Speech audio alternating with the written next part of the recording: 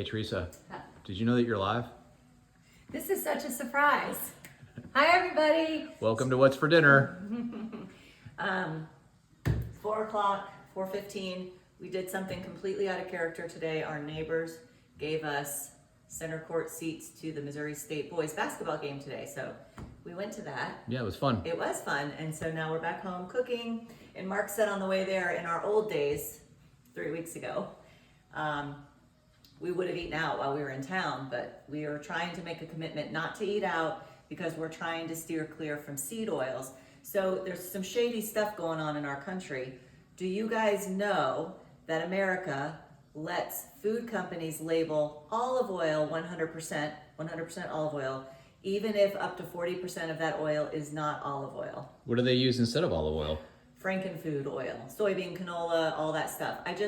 It's interesting to me because other countries have banned a lot of things that we use here. So anyway, we're trying to avoid seed oils because probably seed oils is more of a culprit in diabetes and disease and inflammation than carbohydrates. However, all the processed carbohydrates have seed oils in it. So they do go hand in hand.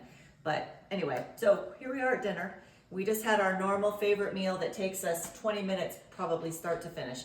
Maybe 5 minutes for you to press the patties, but we did burgers and Swiss, American, and pepper jack, and then 2 of these cheddar dogs, which I will take 1 bite out of yours. Oh, okay. Well, I'll eat the other one and the rest of that one. One and almost one. Okay, that sounds good. What is this over here? Shocking. Oh, it's that looks like bacon. Wow.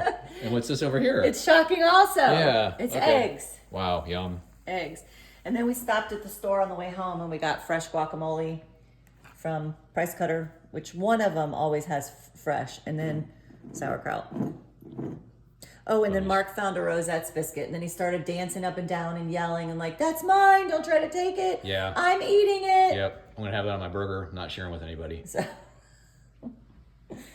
So that's all. And I forgot to tell you guys last night, the lasagna I made last night, a lot of things, if I do spinach dip, cauliflower mash, that lasagna I will make at the beginning of the week, or when I'm off. I'm usually off on a Wednesday, to be able to have it ready. So Mark just has to throw it in the oven while I'm on my way home. So you can prepare some of this stuff up front. Yeah, it doesn't take very long for us to put this all together. And so that leads me to the next question is, will any of the foods that we're eating tonight cause your insulin or your blood sugar to spike? What a unique question. So no, and I'm going to say it every day because first of all, there's new people. And second of all, sometimes even, all of us, it's like the 10th time someone says something, you're like, oh, why didn't you just say that in the beginning?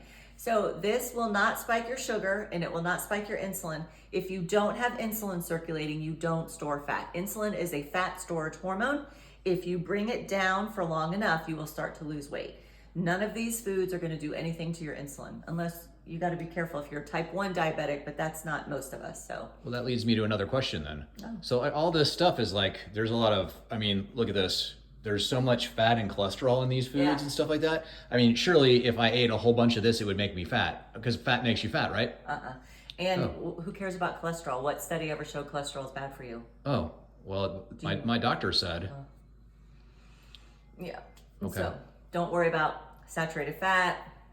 Told you there's some shady stuff going on in this country, so just do the opposite of what they're telling you. Well, they have a class of drugs called statins that they can put you on in case you have high cholesterol, and that will lower your cholesterol.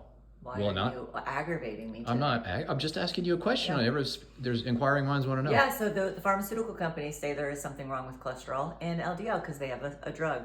But none of those measures are in risk stratification for heart disease, stroke, or heart disease risk and stroke risk. So send that out and make room for other stuff in your brain. Make it go away. But we are all scared of it. It took a long time for me to unlearn this stuff. You have to unlearn some myths that they still love to perpetuate because they want to keep you sick. Okay, they don't want you eating this kind of food, increasing your brain power, your clarity.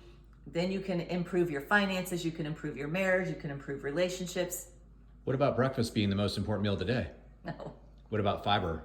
I'm eating all this meat. I'm not getting any fiber, but will I die? You will not. Oh, okay. Well, I will eventually. Fiber is, you will. Nobody knows when or how. Fiber is non-essential. And then they tell people with Crohn's and ulcerative colitis to eat fiber. So they're already pooping 15 times a day, and you tell them to take fiber. Now they're going to poop 30. Like, what are we doing? So anyway, you're poking me, I feel like. It brings out the best in you. Okay, don't worry about fat. Don't worry about cholesterol. Eat these kinds of foods, wholly nutritious, whole foods. Don't spike your sugar and don't spike your insulin, and you will do well. Sounds like a plan. Okay? All right, tell us what you guys are having for dinner. We want to know. And other people want to know. Sure So do. Thanks, let us know. everybody. Yep, thanks. Bye. Bye. Love you guys.